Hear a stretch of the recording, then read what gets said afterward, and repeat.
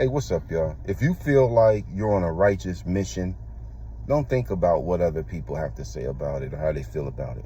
You just keep moving, keep doing what you're doing, keep doing the right thing, keep leaning on God, and keep praying to God, and keep focused on God.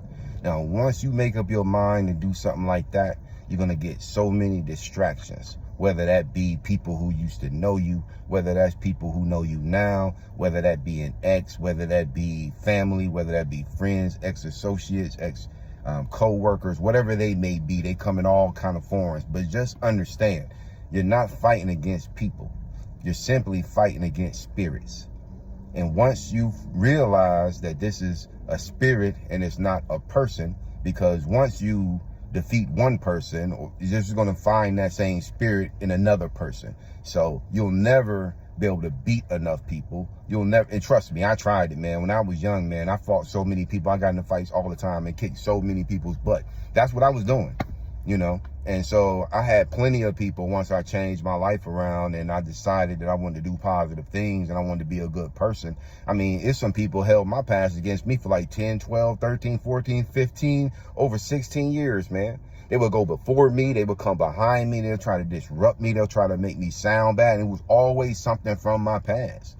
It had nothing to do with the person I was at the time and moving forward. It was always what they was pulling out of my past. Never, ever, ever let people use your past against you to make you feel bad, to make you feel less than them, or to make you feel like you don't deserve something. Never let nobody, that's called gaslighting. Because if God forgave you, there's nobody on this earth that can still hold anything against you. Once God forgives you, and if God puts you on a path, and he puts you on a mission, and a person comes up against you, then they're nothing but the devil. Because anybody who will be against you who is doing God's work got to be the devil. You know, so just keep going forward and don't worry about the naysayers and the negative people. Like I said, when I decided to change my life around, I had people in my business talking about me, trying to run my name in the ground, trying to paint a certain picture of me to other people, you know, trying to make me look bad, trying to make me look like I didn't deserve something, like I was a phony, like I was an impersonator, like he really is not that good person. Like, and what it was a campaign to do was for me to get, because the person they knew was a angry person. The person they knew was a person who had a short fuse. The person they knew was a person who didn't like people talking about them. So as they were doing this, building this campaign, the ultimate goal was for me to act out of character and to slide back into the old person. And I never gave it to him. I never gave it to him because I had my faith on God. And I had my focus on God. And I guarantee you, as long as you keep doing the right thing and you keep moving forward, God will expose all those devils. He'll expose all those devils. And they sit around and they actually think that they're in the right. They actually sit around and think that they're doing something, and they think they're self-righteous. Man, some of the most self-righteous people in the world, some of the most self-righteous people you know are some of the most evil people in the world.